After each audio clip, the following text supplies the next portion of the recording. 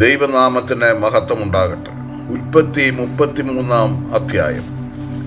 ഏശാവും യാക്കോബും രമ്യതയിലെത്തുന്ന വിസ്മയകരമായ കൂടിച്ചേരൽ കർത്താവ് നമുക്കായി ഒരുക്കിയ നിരുപാധിക കൃപയുടെ ഒരു മുൻകാല സൂചനയായി കരുതുന്നതിൽ തെറ്റില്ല. ദൈവത്തിൽ നിന്നുള്ള അനുഗ്രഹവും ഇസ്രയേൽ എന്ന പുതിയ നാമധേയവും സ്വന്തമാക്കിയ യാക്കോബ് തൻ്റെ ഭാര്യമാരെയും മക്കളെയും ദാസിമാരെയും ക്രമീകരിച്ച് വിന്യസിച്ച ശേഷം ഏശാവിൻ്റെ മുൻപിൽ സാഷ്ടാംഗം നമസ്കരിച്ചു.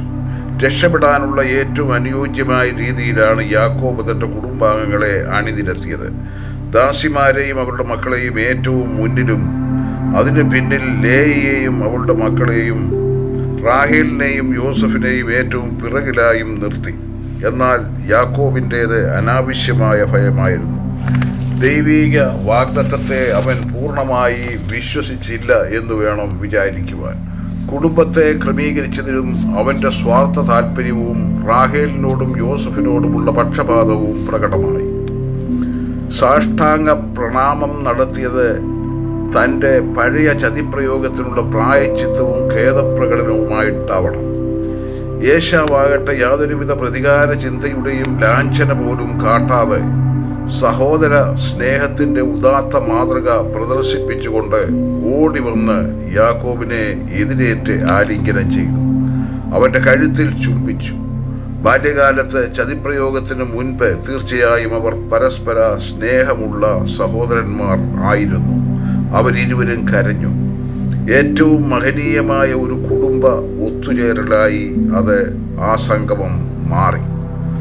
ഇതിനു തുല്യമായ മറ്റൊരു ഒത്തുചേരൽ യോസഫിൻ്റെ കുടുംബവുമായുള്ളത് ഉൽപ്പത്തി 45 അധ്യായത്തിൻ്റെ 15 നമുക്ക് കാണാം. യാക്കോബിനോടുകൂടെയുള്ള സ്ത്രീകളെയും കുഞ്ഞുങ്ങളെയും കണ്ട് ഏശാവ് അവർ ആരൊക്കെയാണെന്ന് ചോദിച്ച് മനസ്സിലാക്കി. ദൈവത്തിന് കൊടുക്കുന്ന സമ്മാനങ്ങൾ പോലെയാണ് യാക്കോബ് ഏശാവിന് സമ്മാനങ്ങൾ നൽകിയത്. ഏതാണ്ട് അബ്രഹാം മൽക്കീസേദെക്കിന് നൽകിയതുപോലെ. ഉൽപ്പത്തി 28 22 യാക്കോബ് ദൈവത്തിന് കൊടുത്ത പ്രതിജ്ഞയുടെ നിറവേറ്റപ്പെട്ടതായി കരുതാം. നേരത്തെ യാക്കോബ് കുൽസിത മാർഗങ്ങളിലൂടെ ഏശാവിൻ്റെ അനുഗ്രഹങ്ങൾ തട്ടിയെടുത്തെങ്കിൽ ഉൽപ്പത്തി 25 29 മുതൽ 34 വരെയുള്ള വാക്യങ്ങളും 27 1 മുതൽ 45 വരെയുള്ള വാക്യങ്ങളും വായിക്കുക. ഇപ്പോൾ കൂടുതൽ വിവേകം കൈവന്ന ഈ വേളയിൽ തനിക്ക് ദൈവം നൽകിയ അനുഗ്രഹത്തിൻ്റെ പങ്ക് സഹോദരന് കൊടുക്കുവാൻ അവൻ സന്നദ്ധനായി. സഹോദരനുമായി തകർന്ന ബന്ധത്തെ പുനഃസ്ഥാപിക്കുവാൻ അവൻ ആഗ്രഹിച്ചു. ഏശാവ് ഒന്നും ആവശ്യമില്ലെന്ന് പറഞ്ഞെങ്കിലും ഒടുവിൽ യാക്കോബിൻ്റെ നിർബന്ധത്തിന് വഴങ്ങി അവൻ നൽകിയ സമ്മാനങ്ങൾ വാങ്ങിച്ചു. ഏശാവ് അവരെ സകുടുംബം തൻ്റെ സങ്കേതത്തിലേക്ക് ക്ഷണിക്കുകയും അവർക്ക് മുൻപായി നടക്കാൻ തയ്യാറാവുകയും ചെയ്തെങ്കിലും യാക്കോബ് സമ്മതിച്ചില്ല. കുഞ്ഞുങ്ങളും ആട്ടിൻകൂട്ടവും കന്നുകാലികളുമൊക്കെയായി താൻ സാവധാനത്തിൽ പിന്നാലെ വന്നുകൊള്ളാമെന്ന് പറഞ്ഞു. അപ്പോൾ ഏശാവ് അവരെ സഹായിക്കുന്നതിനായി തൻ്റെ ആളുകളിൽ ചിലരെ അവർക്കൊപ്പം നിർത്താമെന്ന് പറഞ്ഞെങ്കിലും അതും യാക്കോബിന് സമ്മതമായിരുന്നില്ല.